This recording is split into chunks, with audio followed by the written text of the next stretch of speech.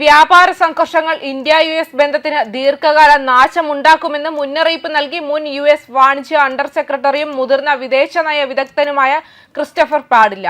ട്രംപിന്റെ ഭീഷണികൾക്കൊന്നും വഴങ്ങാതെ ഇന്ത്യ സ്വന്തം താൽപര്യങ്ങളിൽ മുന്നോട്ടു പോകുന്നത് US-ന് തിരിച്ചടിയായേക്കുമെന്ന നിലപാടുകൾ ശക്തമായി ഉയരുന്നതിന് പിന്നാലെയാണ് ഇത്തരത്തിലൊരു മുന്നറിയിപ്പ്. ഹ്രസ്വകാല പ്രശ്നങ്ങൾക്കായി ഈ ബന്ധം അപകടത്തിലാക്കുമെന്ന് എനിക്ക് ആശങ്കയുണ്ട്. ഇന്ത്യയിൽ US നടപടികൾ ദീർഘകാലം ഓർമ്മയുണ്ടാകുമെന്നും അത് അമേരിക്ക വിശ്വസനീയമായ പങ്കാളിയാണോ എന്ന ചോദ്യം ഉയർത്തുമെന്നും അദ്ദേഹം ഭയപ്പെടുകയും ചെയ്യുന്നുണ്ട്. വർഷങ്ങളായി ഇന്ത്യയിലെ സഹപ്രവർത്തകരുമായി പ്രവർത്തിച്ചതിൽ നിന്ന് എനിക്ക് മനസ്സിലാകുന്നത് ഈ അവഹേളനങ്ങൾ പെട്ടെന്ന് മറക്കില്ല എന്നാണ്. ലോകത്തിലെ ഏറ്റവും വേഗത്തിൽ വളരുന്ന സമ്പദ് വ്യവസ്ഥകളിൽ ഒന്നായ ഇന്ത്യ ഒരു നിർജീവ സമ്പദ് വ്യവസ്ഥയാണെന്ന് ഞാൻ പറയുകയും ചെയ്യുന്നു. അത് സഹായിക്കില്ല, അദ്ദേഹം പറഞ്ഞു. George W. ബുഷ് ഭരണകൂടത്തിൽ സേവനമനുഷ്ഠിച്ച ഇപ്പോൾ ഒരു ആഗോള ഉപദേശക സ്ഥാപനമായ ബ്രൻസ്വിക്കിൽ സീനിയർ അഡ്വൈസറായ മിസ്റ്റർ പാഡില്ല നിലവിലെ പ്രതിസന്ധി ഇന്ത്യയുടെ പ്രധാന താൽപര്യങ്ങൾക്കെതിരായ പ്രസിഡന്റ് ഡൊണാൾഡ് ട്രംപിന്റെ നടപടികളിൽ നിന്ന് ഉണ്ടാകുന്നതെന്ന് എടുത്തു കാണിച്ചു.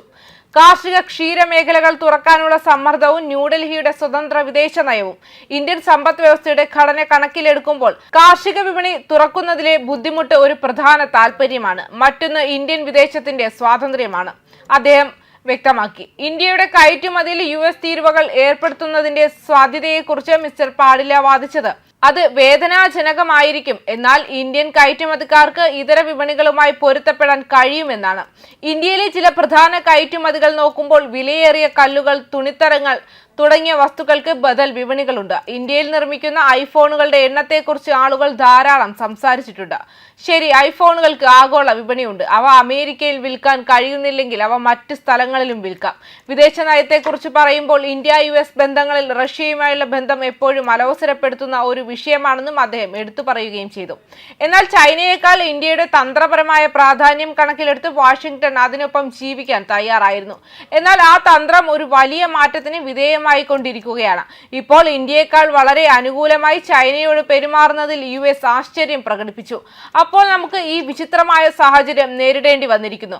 US-ഉം ഇന്ത്യയും തമ്മിലുള്ള ഒരു പ്രധാന തന്ത്രപരമായ ബന്ധത്തിന് കാര്യമായ നാശനഷ്ടങ്ങൾ നാം കാണുമ്പോൾ അതേസമയം ലോകത്തിലെ ഏറ്റവും പ്രധാനപ്പെട്ട തന്ത്രപരമായ എതിരാളിക്ക് അമേരിക്ക വ്യക്തമായ ഇളവുകൾ നൽകുന്നുവെന്നും അദ്ദേഹം പറഞ്ഞു.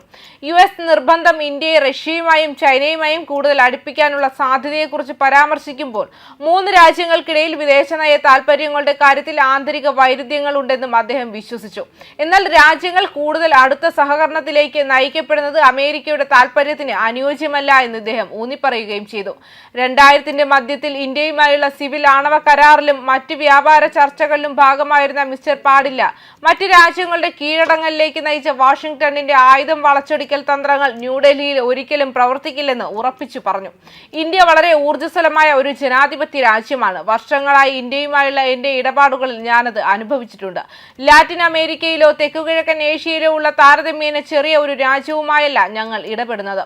അവർ കാതലായ താൽപര്യങ്ങളിൽ വിട്ടുവീഴ്ച ചെയ്യാൻ കൂടുതൽ സന്നദ്ധരാകാൻ സാധ്യതയുണ്ട്, അദ്ദേഹം അഭിപ്രായപ്പെടുകയും ചെയ്തു. ഭാവിയിലേക്ക് നോക്കുമ്പോൾ ഏറ്റുമുട്ടലിൽ നിന്ന് പിന്മാറാൻ ഇരു വിഭാഗത്തിനും ഒരു വഴി കണ്ടെത്തുന്നത് ബുദ്ധിമുട്ടായിരിക്കുമെന്നും മുൻ US മുതിർന്ന ഉദ്യോഗസ്ഥർ സമ്മതിക്കുകയും ചെയ്തു. പക്ഷേ അത് ചെയ്യാൻ കഴിയുമെന്ന് അദ്ദേഹത്തിന്റെ ആത്മവിശ്വാസം ഉണ്ടായിരുന്നു.